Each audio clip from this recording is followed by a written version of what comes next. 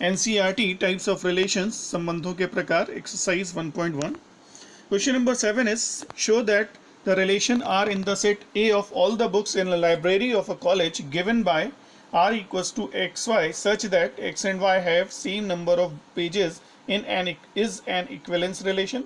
सिद्ध कीजिए कि किसी कॉलेज के पुस्तकालय की समस्त पुस्तकों के समुच्चय A में R बराबर XY सच दैट X तथा Y में पेजों की संख्या समान है द्वारा प्रदत्त संबंध R एक तुल्यता संबंध है. अब इस क्वेश्चन को सॉल्व करने के लिए हम एज्यूम कर लेते हैं कि let nx equals to number of pages in book x and y equals to number of pages in book y. ऐसा इसलिए कर रहे हैं क्योंकि बार बार number of pages in book x, number of pages in book y लिखना थोड़ा बड़ा हो जाता है, तो मैथ्स में हम इसको शॉर्ट में लिखने के लिए एज्यूम कर लेते हैं. और फिर रिलेशन इस तरह से हो गया r equals to x y such that nx equals to ny. माना nx इक्वल्स टू पुस्तक x में पेजों की संख्या, ny बराबर पुस्तक y में पेजों की संख्या. संबंध को पुनः लिखने पर r बराबर xy such that nx equals to ny. इस तरह से हमने इसको शॉर्ट में nx इक्वल्स टू ny लिख लिया है. अब आगे बढ़ते हैं और r equals to xy such that nx equals to ny में रिफ्लेक्सिविटी चेक करते हैं. इसके लिए हम लोग सिंपली क्या करेंगे कि जहाँ जहाँ y है वहाँ पे x रख देंगे, क्योंकि हमें शो करना है कि हर एक x खुद से रिलेटेड है. तो देखिए since nx equals to nx, ये स्टेटमेंट बिल्कुल सही है, तो x comma x belongs to r होगा for every x belongs to r, hence r is reflexive, अतः r स्वतुल्य है. तो इस तरह से स्वतुल्यता यानी रिफ्लेक्सिविटी प्रूव हो जाती है. अब सममिति यानी सिमेट्रिक पर चलते हैं. तो सिमेट्रिक के लिए हमें x Y belongs to R लेके चलना होगा और y x belongs to R reverse order में शो करना होगा. तो let x Y belongs to R implies n x equals to N y. ये डेफिनेशन से आया है, गिवन है क्वेश्चन में. तो which implies n Y equals to N x, यानी प्लेस बदल दे रहे हैं तो कोई फर्क नहीं पड़ रहा है. तो N Y equals to N X बदलने करने पर कोई फर्क नहीं पड़ा. तो अगर N Y equals to N X है तो Y x belongs to R होगा. For every X Y belongs to R there exist Y x belongs to R, therefore R is symmetric. और अब थर्ड पार्ट ट्रांजिटिव यानी संक्रामक check करते हैं. तो इसके लिए let x Y belongs to R and Y Z belongs to R. तो according to the definition if X Y belongs to R N x equals to N Y होगा and Y Z belongs to R है तो N Y equals to N Z होगा. अब दोनों equation से हम देख सकते हैं कि अगर एन एक्स एन वाई के equal, n y n z के इक्वल है तो एन एक्स और एन जेड भी इक्वल होंगे. So we get n x equals to N z, जो इम्प्लाई कर रहा है कि x z belongs to R. यानी हमने क्या शो किया, एक्स वाई आर में है और वाई जेड आर में है, तो फर्स्ट और थर्ड एलिमेंट यानी एक्स और जेड का रिलेशन भी है. तो x z belongs to R, hence हम कह सकते हैं आर इज ट्रांजिटिव, आर संक्रामक.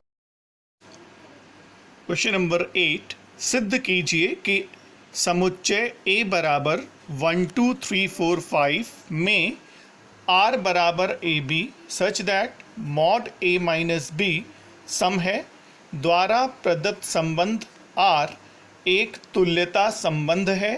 प्रमाणित कीजिए कि 1 3 5 के सभी अवयव एक दूसरे से संबंधित हैं और 2 4 के सभी अवयव एक दूसरे से संबंधित हैं, परंतु 1 3 5 का कोई भी अवयव 2 4 के किसी भी अवयव से संबंधित नहीं है. Question number 8, show that the relation R in the set A equals to 1 2 3 4 5 given by R equals to AB such that mod A minus B is even is an equivalence relation. Show that all the elements of the set 1 3 5 are related to each other and all the elements of set 2 4 are related to each other, but no element of 1 3 5 is related to any element of set 2 4. तो चलिए question को solve करते हैं. पहले reflexive देखते हैं. तो reflexive के लिए हमें करना क्या होता है कि B को A के इक्वल रखते हैं. तो रिलेशन में अगर हम वहाँ पर B इक्वल्स टू A रखें तो हमें क्या मिलेगा कि mod A minus A equals to 0. देखिए ऐसे ही मिलेगा, mod A minus A equals to 0.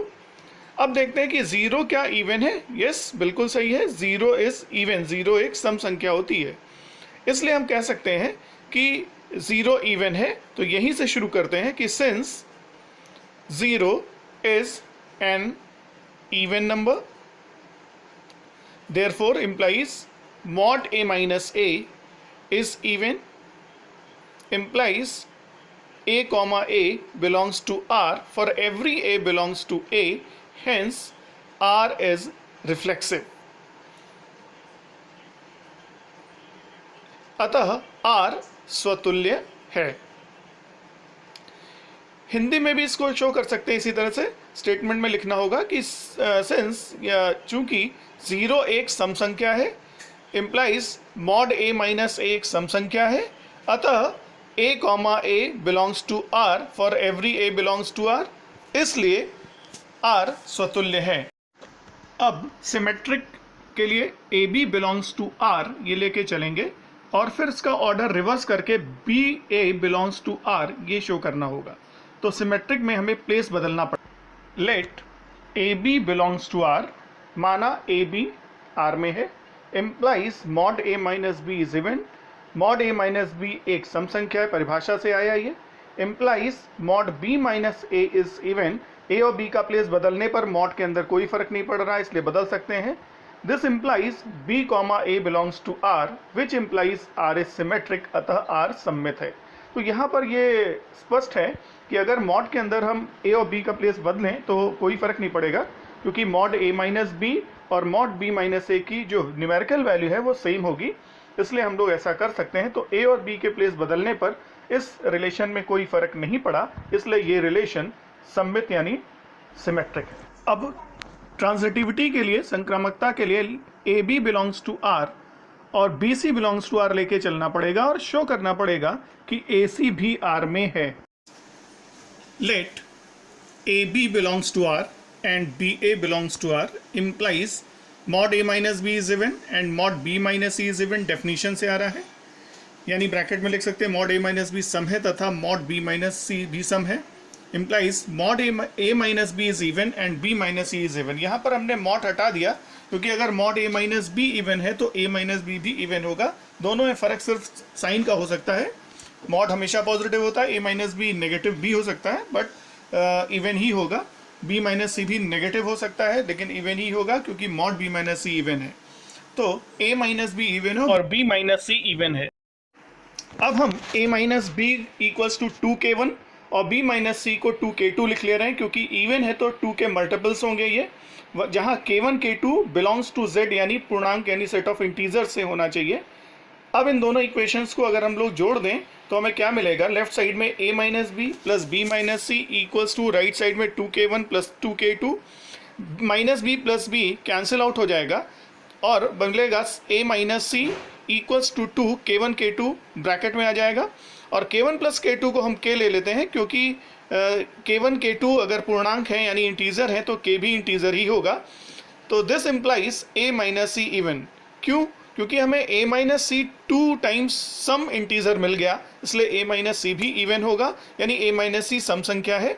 तो implies mod A minus C even, इसका मतलब इसका मॉड भी इवन होगा, तो AC बिलोंग्स टू R होगा। तो हम कहाँ से चले थे, AB बिलोंग्स टू R लेके और BC बिलोंग्स टू R लेके, और हमने शो क्या किया कि AC भी R में है, इसलिए R ट्रांजिटिव होगा। अभी ये क्वेश्चन पूरा नहीं हुआ है, अभी हमें शो करना है कि 135 के सारे एलिमेंट खुद से रिलेटेड हैं, 24 के सारे एलिमेंट खुद से रिलेटेड हैं, लेकिन इन दोनों के आपस में एलिमेंट रिलेटेड नहीं हैं। तो हम इसमें क्या कर रहे हैं कि लेट एज्यूम कर लेते हैं कि let A equals to 135 set and set B equals to 24। अब देखते हैं हम लोग कि सेट A में सारे नंबर्स जो गिवन है वो सारे ऑड हैं। तो since set A has odd integers and difference of two odd numbers is always an even number, therefore all elements of set A are related to each other. क्योंकि set A के सारे odd numbers हैं और किसी भी दो odd number का difference लेंगे तो हमेशा इवन आता है, और रिलेशन में वही A B हम लेते हैं जिनका डिफरेंस इवन होगा, जिनके डिफरेंस का मॉड इवन होगा। तो हम इस तरह से देखते हैं कि 135 ये सारे एलिमेंट आपस में रिलेटेड होंगे। लेकिन सेट B में 2 और 4 हैं जो कि इवन नंबर्स हैं, और सिंस दो इवन नंबर का डिफरेंस हमेशा इवन नंबर होता है, इसलिए सेट B के सारे एलिमेंट खुद से रिलेटेड होंगे। लेकिन A और B के एलिमेंट्स आपस में रिलेटेड इसलिए नहीं होंगे क्योंकि ए में ऑड नंबर्स है और बी में इवन नंबर्स है, और एक इवन और एक ऑड का डिफरेंस कभी भी इवन नहीं होता, हमेशा ऑड होता है। इसलिए सेट ए और बी के एलिमेंट्स आपस में रिलेटेड नहीं होंगे। तो इस तरह से ये प्रूव हो गया कि relation R equals to A B such that mod A minus B is even, ये इक्विवेलेंस रिलेशन है। और इस रिलेशन में हमने आगे ये भी शो किया कि सेट ए 135 के सारे एलिमेंट खुद से रिलेटेड है, सेट बी इक्वल्स टू 24 के सारे एलिमेंट खुद से रिलेटेड है, लेकिन 135 और 24 के एलिमेंट्स आपस में रिलेटेड नहीं है।